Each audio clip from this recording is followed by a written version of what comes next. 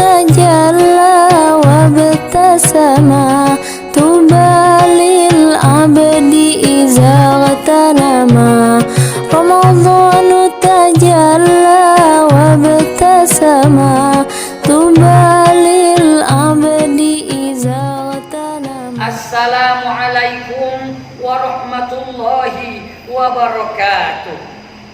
Alhamdulillahi hamdan yamla'ul qulub alladzi amarna bitarkil ma'asi wadh-dhunub.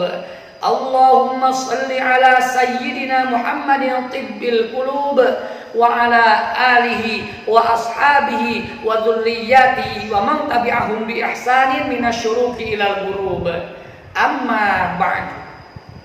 Hadirin jamaah Al-Yutubiyah yang dirahmati Allah Subhanahu wa taala.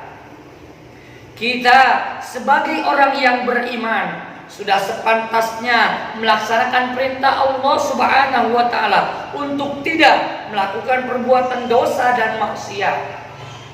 Karena jika kita terus saja melakukan dosa dan maksiat, maka itu sama saja kita membangkang, menentang, dan berbuat durhaka kepada Allah Subhanahu wa ta'ala.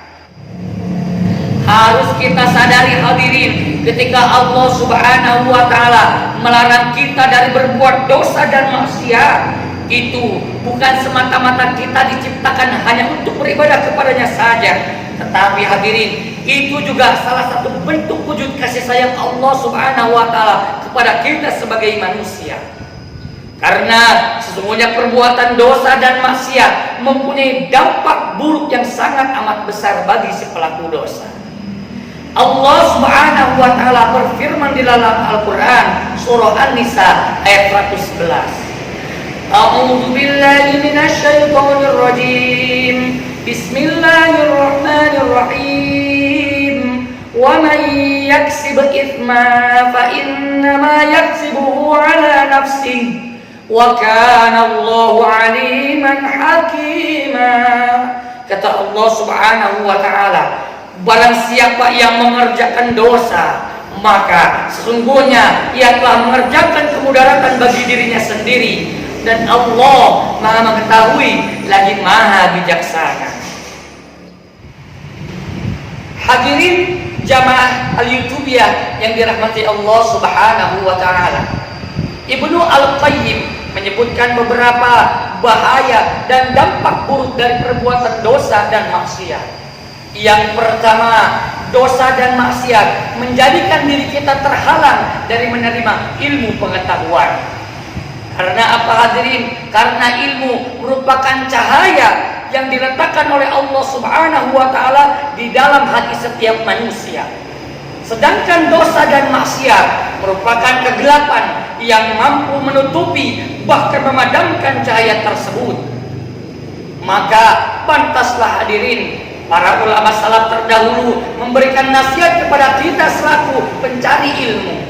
Jika kita ingin mendapatkan pikiran yang cerdas dan ingin dengan cepat memahami sesuatu yang diajarkan, maka hendaknya kita menjauhi dosa dan maksiat. Yang kedua, dosa dan maksiat mampu menjadikan diri kita terhalang dari melakukan ketaatan kepada Allah Subhanahu wa ta'ala.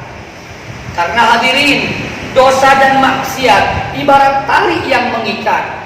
Sekali seseorang melakukan dosa dan maksiat, maka ia akan terhalang dan terikat dari melakukan ketaatan kepada Allah Subhanahu wa ta'ala. Yang ketiga, dampak dari dosa dan maksiat yang kita lakukan akan menjadikan diri kita hina. Karena sadar atau tidak sadar, ketika kita melakukan dosa dan maksiat, maka sebenarnya kita telah terjatuh ke dalam kehinaan yang disebabkan oleh diri kita sendiri. Jika di kehidupan dunia kita mampu menutupi bahkan menyembunyikan kehinaan tersebut dengan harta kekayaan ataupun jabatan yang kita miliki, tetapi percayalah hadirin, ketika di akhirat kelak nanti, maka tidak ada satupun manusia yang mampu menutupi dan menyembunyikan kehinaan tersebut. Hadirin jamaah Al-Yutubiyah yang dirahmati Allah Subhanahu wa ta'ala, Bahaya dan dampak buruk yang keempat dari perbuatan dosa dan maksiat adalah hilangnya rasa malu di dalam diri kita. Rasul bersabda, al-haya'u minal iman, bahwa rasa malu sebagian dari iman. Jika rasa malu telah hilang dari diri seseorang, maka hilang pula seluruh kebaikannya. Rasa malu merupakan rem yang mampu mengontrol dan mengendalikan tingkah laku kita dalam menjalani kehidupan sehari-hari. Jika rasa malu hilang, maka setiap orang akan melakukan apapun seenaknya. Ia akan melakukan apa saja sekehendaknya. Tidak peduli salah, tidak peduli dosa, tidak peduli maksiat. Yang penting ia melakukan keburukan seenaknya yang membuat dirinya bahagia. Hadirin, bahaya dan dampak buruk yang ditimbulkan oleh perbuatan dosa dan maksiat yang terakhir adalah mendapatkan laknat dan siksa dari Allah Subhanahu wa taala baik di dunia maupun di akhirat. Allah Subhanahu wa taala berfirman di dalam Al-Qur'an surah An-Nisa ayat 14. Bismillahirrahmanirrahim. Wa may ya'sillaha wa rasulahu wa yata'adda hududahu yudkhilhu naran khalidan fiha wa lahu 'adzabun muhin. Kata Allah, dan barang siapa yang bermaksiat ataupun durhaka kepada Allah dan Rasulnya dan melanggar segala ketentuan-ketentuannya, niscaya Allah Subhanahu wa taala akan memasukkannya ke dalam api neraka dan ia akan kekal di dalamnya, dan baginya siksa yang sangat menghinakan.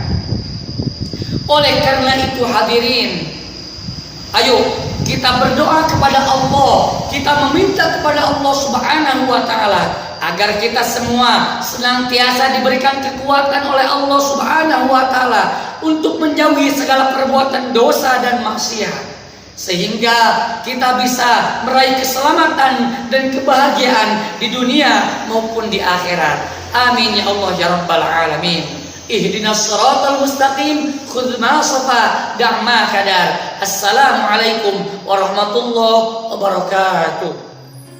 Ramadhanu tajalla wa batasama